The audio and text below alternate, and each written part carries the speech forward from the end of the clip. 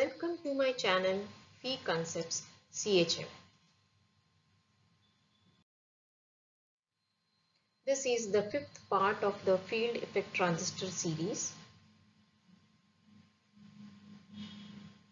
where we are seeing the applications of JFET. We will see JFET as analog multiplexer, JFET as current source, and JFET as a voltage controlled resistance. JFET as analog multiplexer. This is the circuit diagram. The circuit steers one or more input signals to the output line. Here the FET acts as a series switch. So these are the different inputs that are given to the different FETs. Then there are control signals V1, V2, V3. So this is V1, that is the gate voltage we are denoting as V1 to this FET. This is V2 and this is V3. This control signals, they turn the FETs on and off. So the FET is acting like a switch.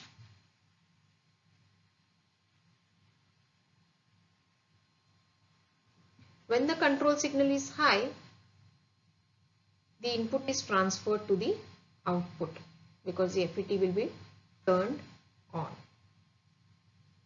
So suppose if V1 is high, this FET's gate voltage is high, then V2 and V3 are kept low.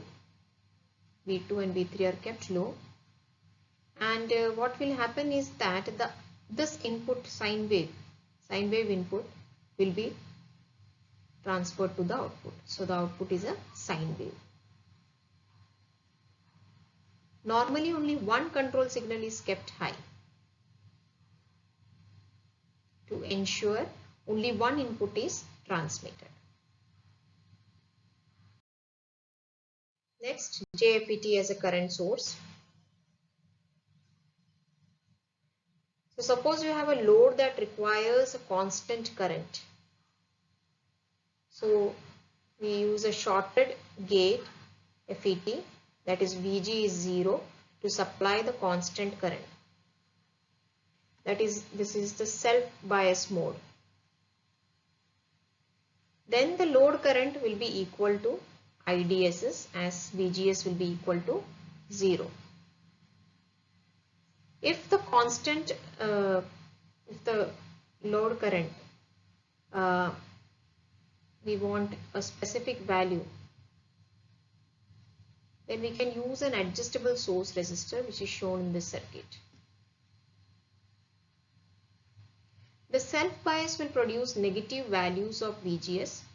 We had seen how negative values of this, so the drop across the source produces an equal and opposite gate source voltage when we had seen the circuit of self-bias.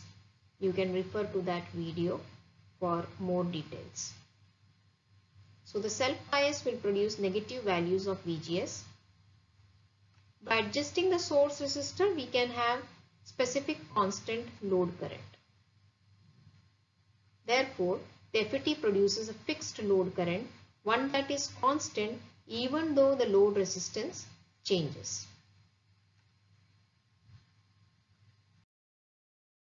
Next application is JFET as a voltage controlled resistance, or it is also called as voltage variable resistor or voltage dependent resistor. From the drain curves, that is ID versus VDS, that is shown, ID versus VDS, the drain resistance RDS in the ohmic region is calculated ideally using this formula. RDS is equal to VP upon IDSS.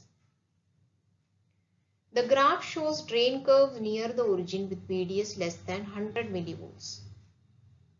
But as seen from the drain curves, for various values of VGS, slope of ohmic region is changing.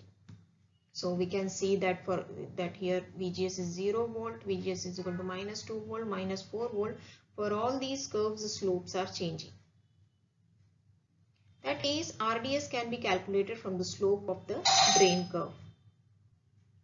So RDS is equal to VDS upon ID at a constant VGS.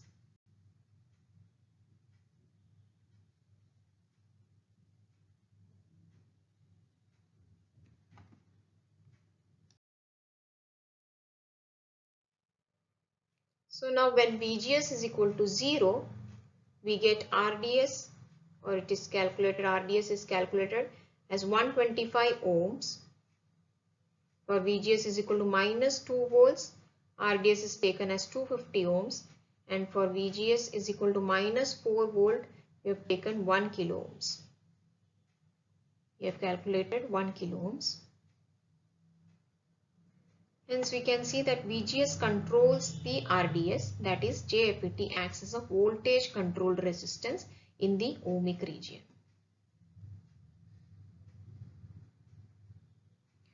Here the curves are extending to this third quadrant also, because we can interchange the source and the drain. The source can be used as drain, or the drain can be used as the source as well. So the curves are extending to this quadrant also.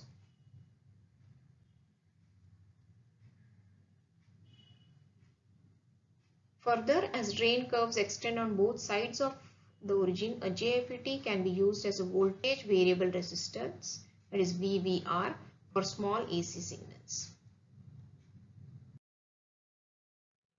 Thank you for watching this video.